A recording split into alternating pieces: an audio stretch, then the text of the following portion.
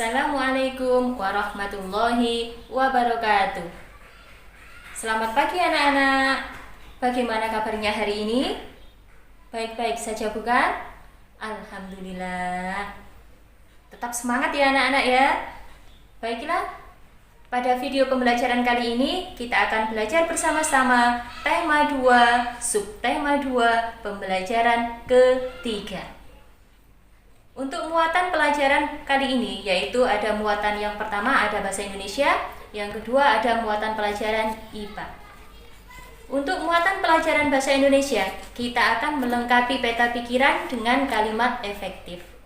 Sedangkan untuk IPA, kita akan belajar cara hewan beradaptasi terhadap kondisi lingkungan tertentu. Sudah anak-anak? Sekarang kita mulai untuk materi yang pertama, yaitu bahasa Indonesia. Setiap bacaan pasti memiliki informasi penting yang ingin disampaikan penulis kepada pembaca atau pendengarnya. Informasi penting tersebut dapat kita sajikan dalam peta pikiran. Selanjutnya anak-anak, sekarang silakan dibuka bukunya halaman 65 dan 66. Di situ terdapat bacaan pertempuran Ambarawa. Setelah anak-anak membaca bacaan pertempuran Ambarawa, anak-anak berusaha untuk melengkapi peta pikiran seperti ini. Untuk melengkapi peta pikiran seperti ini anak-anak harus mencari jawaban atas pertanyaan atau mencari informasi dengan menggunakan pertanyaan yang sudah disediakan kata tanyanya di dalam diagram peta pikiran. Di situ terdapat 6 kata tanya. Yang pertama ada apa, mengapa, siapa, bagaimana, kapan, dan terakhir yaitu di mana. Sekarang Ibu contohkan yang pertama. Di diagram peta pikiran telah tersedia kata tanya apa. Kita akan mencoba membuat satu pertanyaan dengan memakai kata tanya apa. Seperti contoh. Apa yang dinamakan pertempuran Ambarawa? Jawabannya adalah pertempuran Ambarawa adalah pertempuran yang berkobar di Ambarawa. Jawaban tersebut bisa dituliskan anak-anak di diagram ini.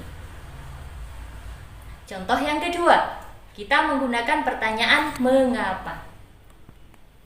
Mengapa sampai terjadi pertempuran Ambarawa? Jawabannya, karena sekutu mengingkari janji perundingan damai. Jawaban tersebut bisa dituliskan seperti ini. Untuk selanjutnya yaitu kata tanya siapa, bagaimana, kapan, di mana, silakan anak-anak mencoba sendiri. Jawaban dari pertanyaan-pertanyaan tersebut nanti anak-anak tuliskan di kolom yang telah tersedia. Jawaban-jawaban tersebut merupakan informasi penting dari pertempuran Ambarawa. Paham kan anak-anak? Setelah anak-anak melengkapi peta pikiran, anak-anak bisa menukarkan hasil peta pikiran yang anak-anak buat dengan hasil peta pikiran yang dibuat temannya. Nanti anak-anak akan saling memberi komentar bagaimana peta pikiran yang dibuat temannya, dan temannya akan mengomentari peta pikiran yang anak-anak buat. Jika tidak memungkinkan, anak-anak bisa memberikan peta pikiran tersebut ke orang tuanya. Nanti orang tuanya akan mengomentarinya. Perhatikan baik-baik ya komentar orang tuanya. Ingat anak-anak, dalam memberi komentar harus menggunakan dengan bahasa yang sopan. Dan tentu komentar juga harus sesuai dengan topiknya. Mengerti anak-anak? Sekarang kita lanjutkan ke muatan materi berikutnya, yaitu cara hewan beradaptasi terhadap kondisi lingkungan tertentu. Di sini Ibu akan menyontohkan beberapa hewan yang beradaptasi terhadap kondisi lingkungan tertentu. Yang pertama ada unta. Unta adalah mamalia yang hidup di gurun pasir. Untuk dapat bertahan hidup, unta melakukan berbagai cara untuk menyesuaikan diri. Yang pertama, unta memiliki bulu mata yang panjang. Gunanya untuk apa? Untuk melindungi mata dari debu dan pasir ketika ada angin yang menerpa. Selanjutnya, unta mempunyai punuk yang berisi cadangan makanan. Yang ketiga, unta mempunyai bantalan di kakinya. Gunanya untuk melindungi dari panasnya gurun pasir dan juga supaya dia tidak terperosok ketika berjalan di atas gurun pasir. Hewan yang kedua yaitu beruang kutub. Beruang kutub hidup di daerah yang sangat dingin. Penyesuaian yang dilakukan oleh beruang kutub untuk dapat bertahan hidup diantaranya, yang pertama, memiliki rambut yang berwarna putih, identik dengan salju di mana dia tinggal. Selanjutnya, beruang kutub juga mempunyai lapisan lemak di bawah kulitnya untuk melindungi dia dari udara dingin.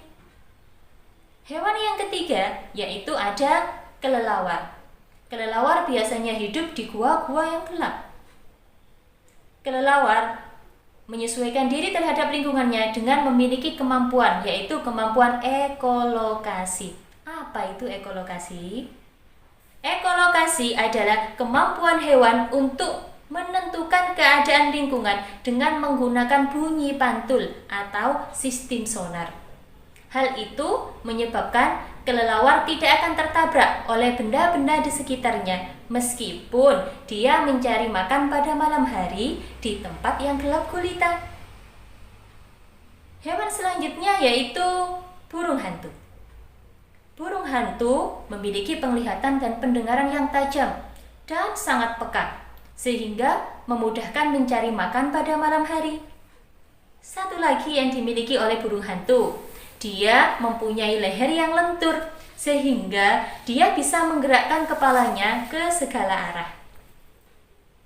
Selanjutnya ada hewan lumba-lumba dan paus. Anak-anak tahu, lumba-lumba dan paus bukan ikan, tetapi adalah mamalia laut. Lumba-lumba dan paus memiliki kemampuan ekolokasi, sama seperti kelelawar. Lumba-lumba dan paus juga sering muncul di permukaan air. Untuk apa? Untuk menghirup oksigen. Karena lumba-lumba dan paus bernafas menggunakan paru-paru. Mengerti anak-anak? Selanjutnya yaitu adaptasi hewan untuk melindungi diri. Yang pertama ada bunglon.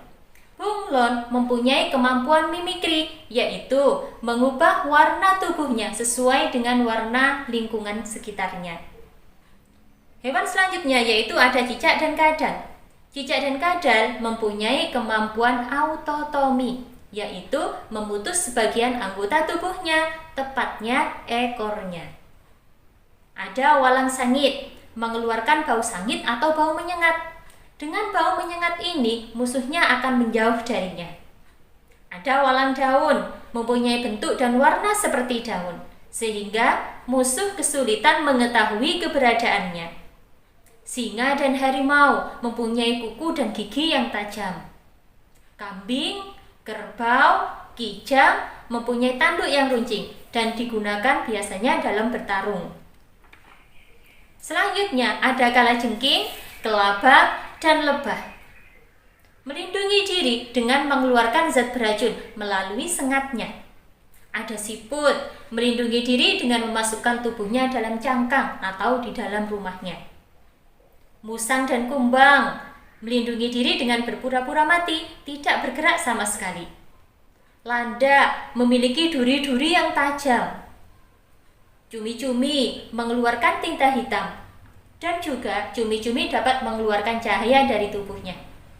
Hewan terakhir yang Ibu contohkan di sini adalah terenggiling. Terenggiling beradaptasi untuk melindungi diri dengan cara menggulungkan tubuhnya berbentuk spiral. Bagaimana anak-anak? Sudah mengerti? Alhamdulillah. Demikianlah materi yang dapat kita pelajari hari ini. Tetap semangat, belajar di rumah, jaga kesehatan. Kurang lebihnya Ibu akhiri. Wassalamualaikum warahmatullahi wabarakatuh.